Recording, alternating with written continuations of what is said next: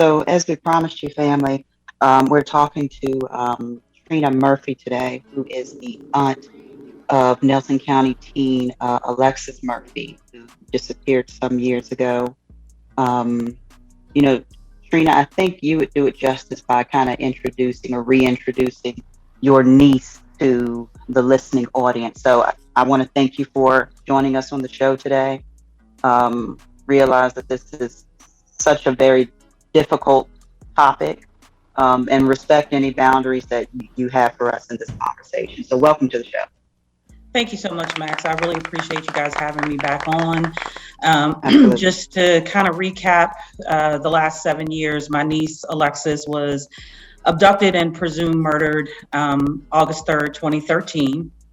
She was a rising senior at Nelson County High School, about to go into her senior year as the captain of the volleyball team, which was her favorite sport.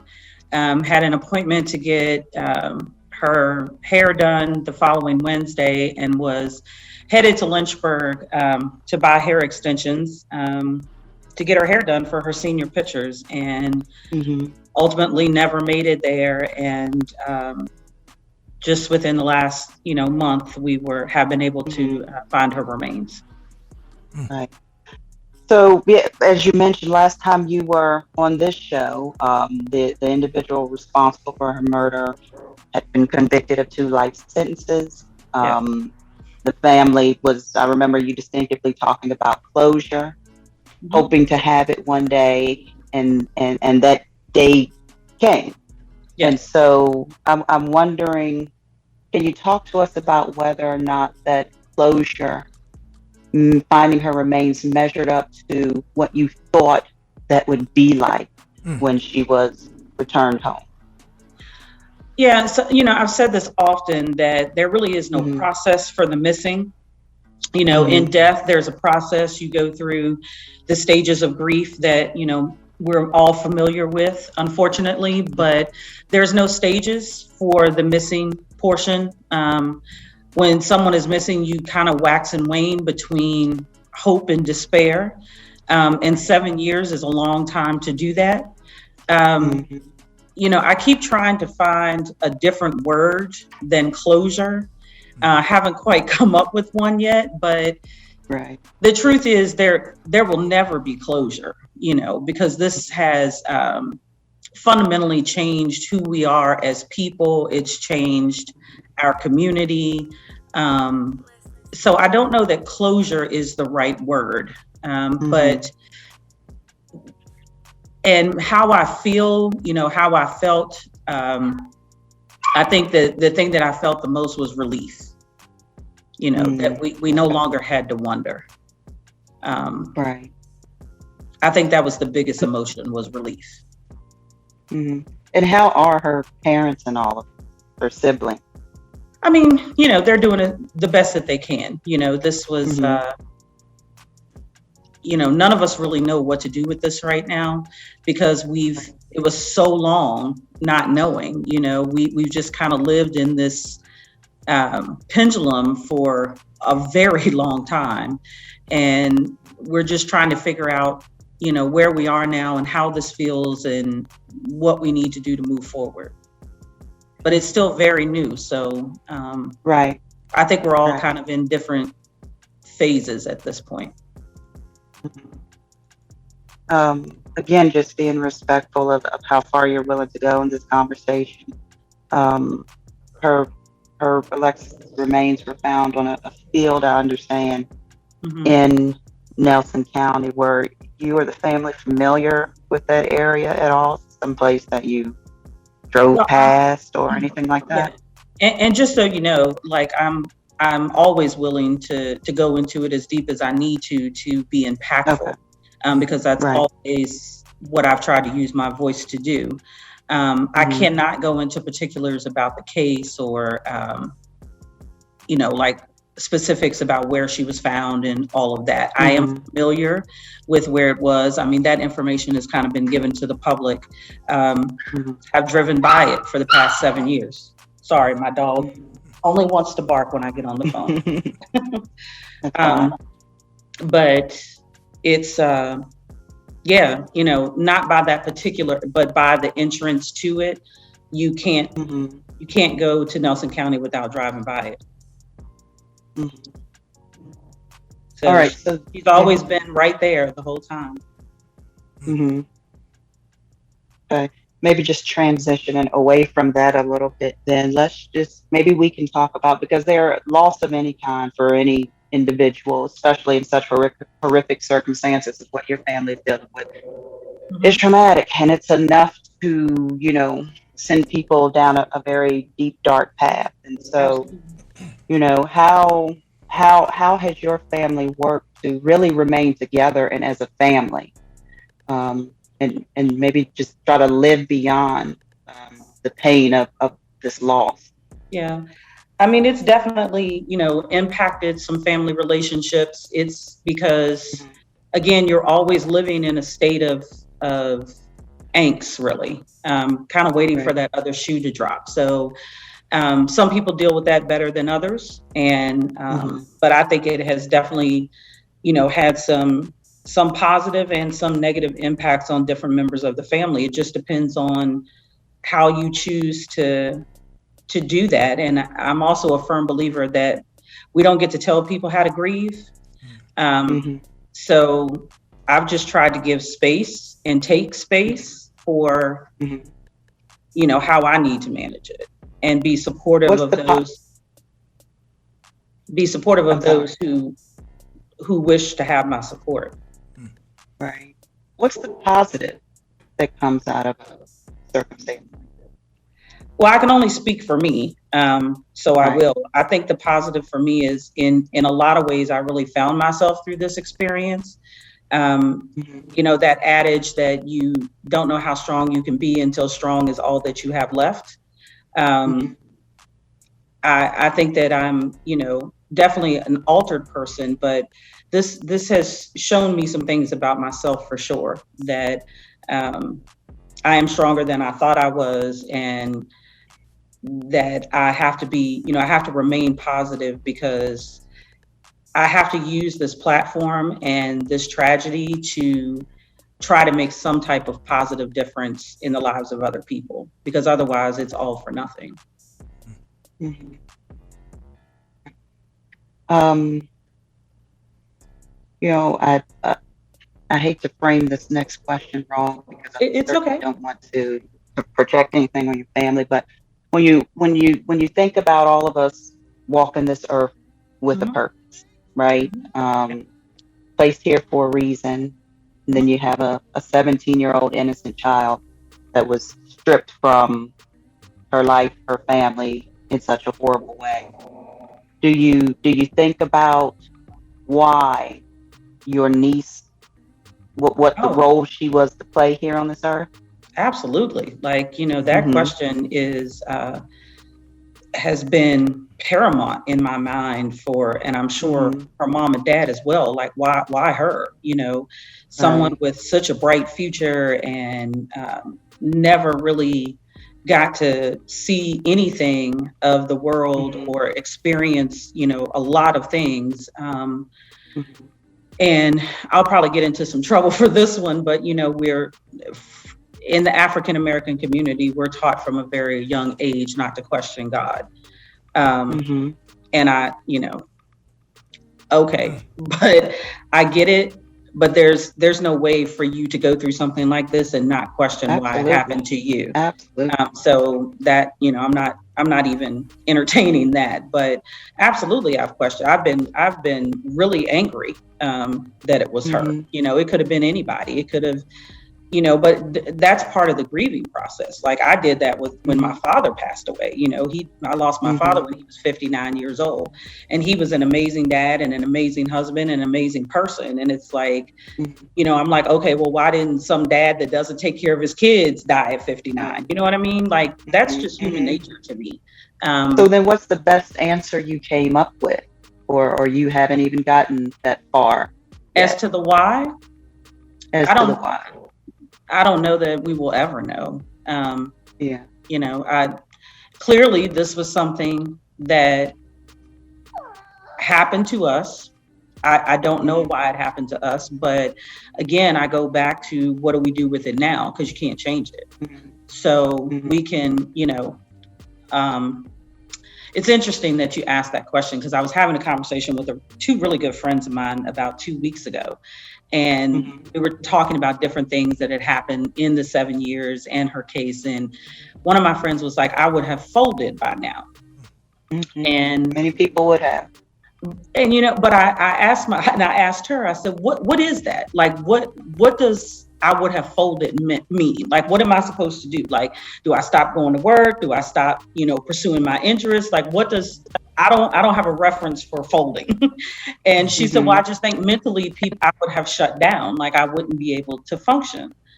And that's never crossed my mind. Like, I've never thought about what that looks like, because there has to be something here that's for someone else. And doing these shows and speaking to kids at school, if I've saved one young girl or made her think, or guy for that matter, or made them think differently about their awareness, then something positive has come out of it, right? So that to me is a better option than folding.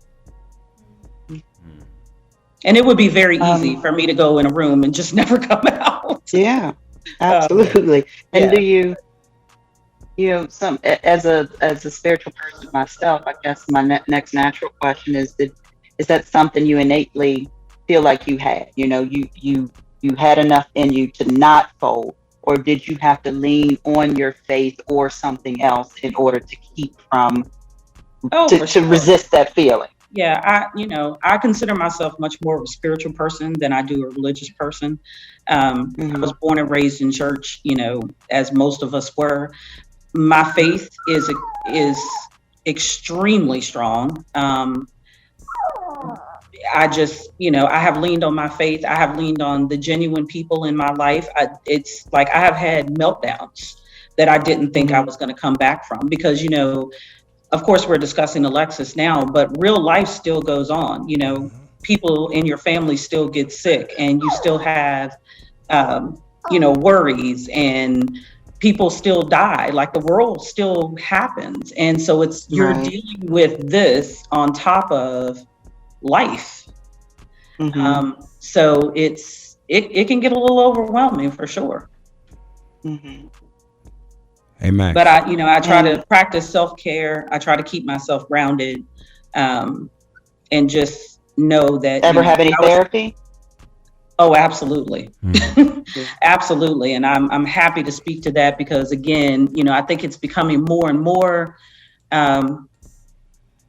a positive thing in the African American community, but we're not known for seeking therapy. Right. And absolutely, like, I really believe that has been a huge help for me. Rachel has a question for you. Sure. Hello, Ms. Murphy. The only question I have is that it seems like when our children first come up missing, that the outcry is like everybody and their mamas out there looking. Once you have to where the remains were found, I used to hear on TV shows and news articles where they say, well, at least the family has peace. I had never actually talked to a family that had actually went through it, but I would hear other people say, well, at least they got peace, they got closure.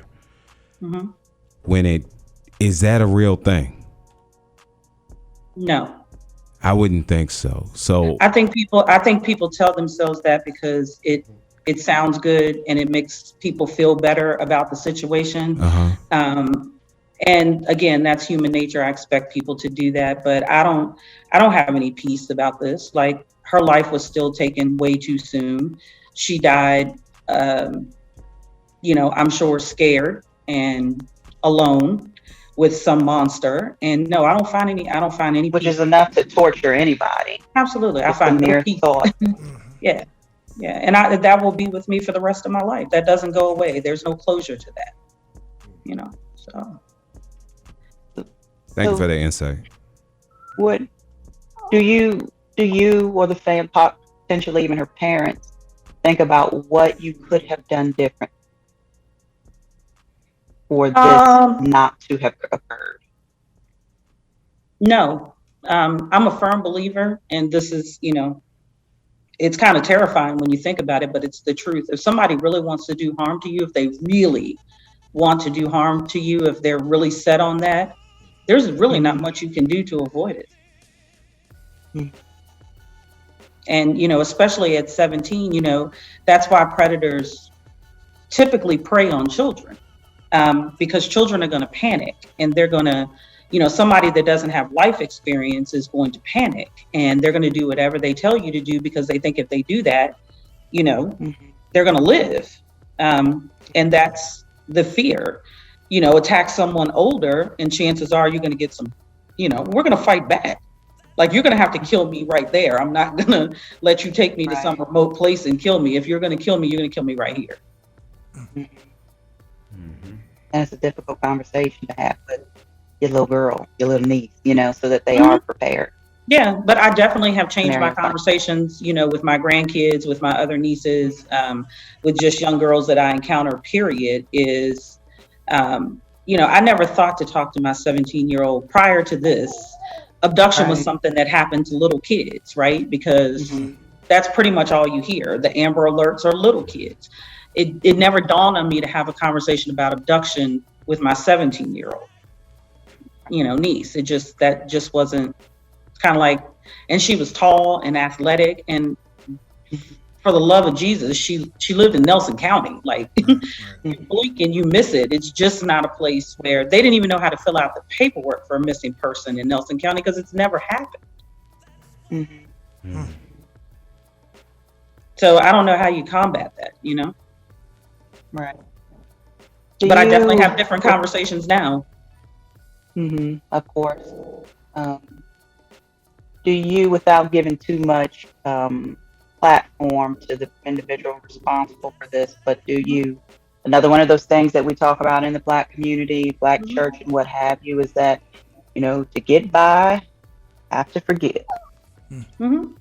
I don't know if that's even a conversation that you have about the person that's responsible. Oh yeah, and that's one place where I can kind of agree with my religious background, because if I don't, I could hate him very easily, but then he takes something else from me. I refuse to give him any more power. I refuse to give him the opportunity to take anything away. And what he has done, he has, however we end up when we leave here, he's got to deal with that. That's no longer my burden to carry. I refuse to carry that burden. Not doing it. Can I ask whether or not he's tried to reach out to any of your family members, yourself? No, he hasn't. During these? No. So let's talk about next steps, because like you said, you have to make sure that Alexis's life wasn't in vain. What do you do to make sure? I'm sorry. I'm kind of all over the place with where I'm going now. I really don't know how I want to move forward. I know I want to move forward. I just haven't really pinpointed what that looks like yet. Just haven't gotten to that point. Like, I'm just thinking about what's going to be the most impactful and how I can reach the most people. So I don't know. I'm tossing some ideas around. I'm thinking about hiring a life coach just to kind of give me some guidance on, next steps. But right now, I just don't know. All right, I get final. I don't know if the rest of the cast here has any more questions for you, but before we let you go, I just want to kind of let you leave the audience with maybe the largest lesson you've learned out of this, or what you've learned to know for sure out of this. I think what I know for sure is that life is unpredictable, and that's not just a statement. It's really unpredictable, and you never know what kind of situation you're going to find yourself in. And there's no way to prepare for a lot of things, but you can kind of prepare yourself for how you want to handle situations and how you want to be perceived in life. And that starts before you have a tragedy or before something happens. Like, it's very important to know who you are, to seek any way that you can figure out who you are at your core and what you're passionate about, and pursue that, because we don't get a lot of time here. And I think the thing I take away from all of this the most is I just want to love on the people that love on me, and I want to leave the world better than I found it. That's awesome. Thank you. That's Thank awesome. you for being willing to talk with us, sharing your day with us. Absolutely. We really Thank you for having me. appreciate it. Hey, Miss I Max, really appreciate you having me. hey, Miss Max and Miss Murphy, may I ask one thing in closing, coming from a black male? Absolutely. Yes. All right, thank you. We sitting here, and of course along with Patty, but as black males, what stuck in my head is the thought that goes unspoken from so many of our sisters, that they feel unprotected as a black woman in this society. And then from Mayor Walker saying it on up to someone like Serena Williams saying it, right? So what have you learned that you could impart on us as far as doing better, not as a community, but as black men in particular, like to look out for our sisters? Yeah, that's a deep question, Charles. I love black men. My father was a black man. I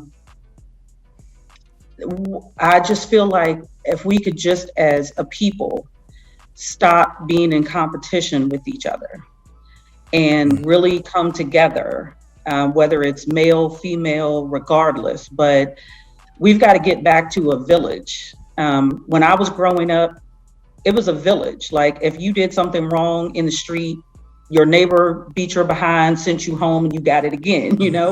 It's that village mentality that we don't have anymore. We're out here trying to pull each other down instead of trying to lift each other up. And until we get back to that place where we're protecting each other, where it matters that our children are dying, or being abducted or being shot, or however we're being taken out, how we fix that with our children, that's our problem. We can't let somebody else decide how that gets fixed. We have to do that. And we have to do that internally. So it's not just about your kids or my kids, it's about everybody's kids. And there's a new movement in Charlottesville, the Buck Squad. I know everybody's heard about it. I think they're doing a wonderful thing. And I have to say that publicly. It's because they're not asking for anybody else to fix it. They're going out and trying to fix it before we have to have a funeral. Right. And that's where it starts. Yep. Thank you. Thank you. You're welcome. That's all I got, Miss Max. You're welcome back anytime. We've got our prayers, sincerely, our prayers to you and your family. Thank you so much. And when I figure out how to move forward and what my project will be, I'll definitely come back on and talk to you guys about it. We appreciate that. Thank you. All right. You guys have a wonderful Sunday. You too. You too. Bye-bye.